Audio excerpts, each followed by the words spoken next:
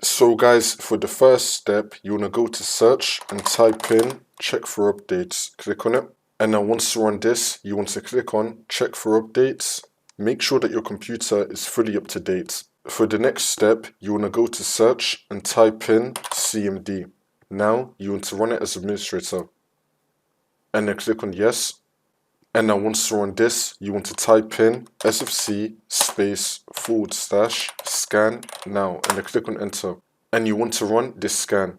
Wait for this to load. I'm going to skip the video to when the scan will be fully completed. And then once that's been done, you want to type in DISM /online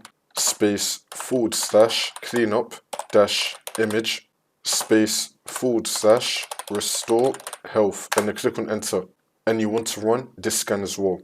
Wait for this to load. And then once that's been done, for the last step, you want to restart your computer, and then the problem should be fixed.